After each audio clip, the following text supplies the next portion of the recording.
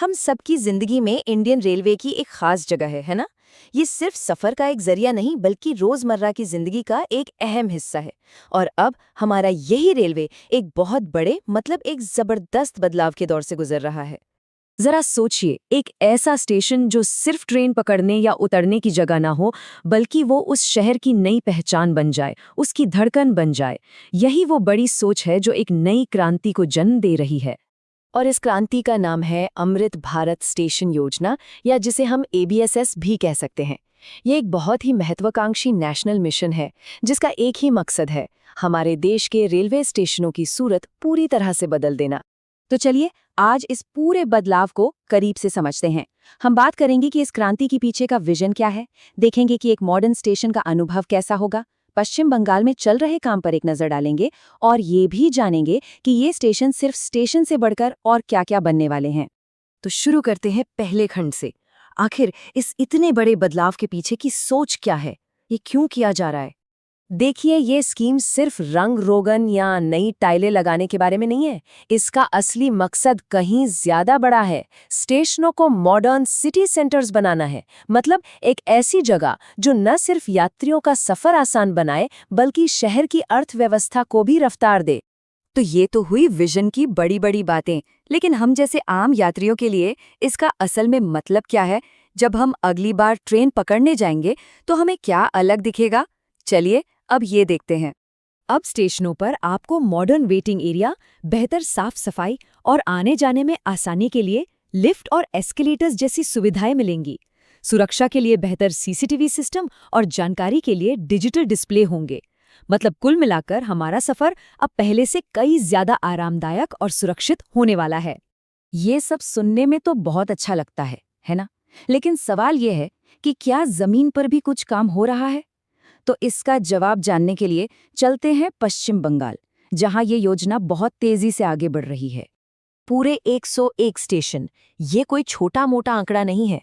सिर्फ एक राज्य में इतने सारे स्टेशनों को चुना गया है। इससे पता चलता है कि ये बदलाव सिर्फ बड़े शहरों तक ही सीमित नहीं है बल्कि छोटे शहरों और कस्बों तक भी पहुंच रहा है। और इस बड़े काम के लिए जो पैसा लग रहा है वो भी कोई कम नहीं है, करीब 3,600 करोड़ रुपए का निवेश।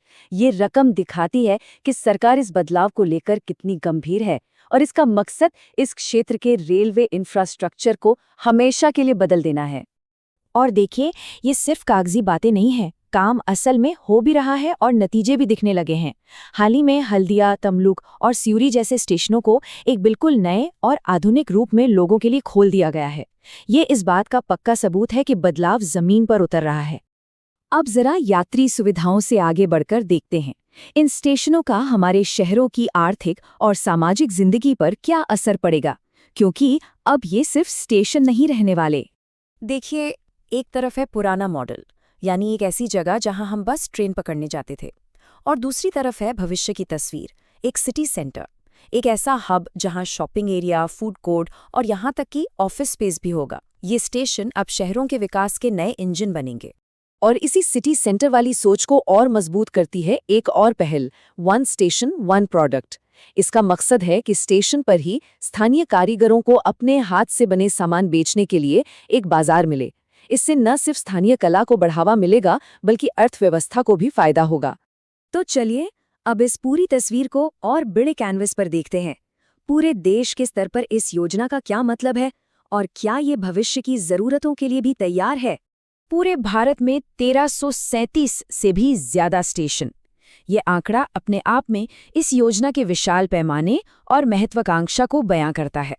कह सकते हैं कि यह भारतीय रेलवे के इतिहास के सबसे बड़े आधुनिकीकरण अभियानों में से एक है। और एक और जरूरी बात, ये जो आधुनिकीकरण हो रहा है वो सिर्फ कंक्रीट का जंगल खड़ा करना नहीं है, पर्यावरण का भी पूरा ध्यान रखा जा रहा है। Solar power, rain water harvesting और एनर्जी एफिशिएंट लाइटिंग, ये सब सुनिश्चित कर रहे हैं कि ये नए स्टेशंस सस्टेनेबल और पर्यावरण के अनुकूल हों।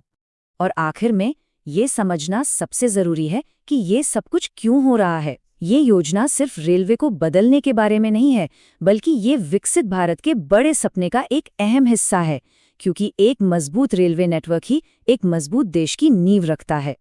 तो अब एक बड़ा सवाल हमारे सामने है। जब हमारे रेलवे स्टेशन सिर्फ यात्रा के केंद्र न रहकर हमारे शहरों के नए दिल बन जाएंगे, तो हमारी रोजमर्रा की जिंदगी और हमारे आर्थिक अवसरों पर इसका क्या और कैसा असर पड़ेगा? ये एक ऐसा सवाल है जिसका जवाब हमें आने वाले समय में देखने को मिलेगा। आज के लिए बस इतना ही। अगर इस तरह के विषयों पर और जानकारी चाहते हैं तो हमारे YouTube चैनल को सब्सक्राइब करना ना भूलें। धन्यवाद।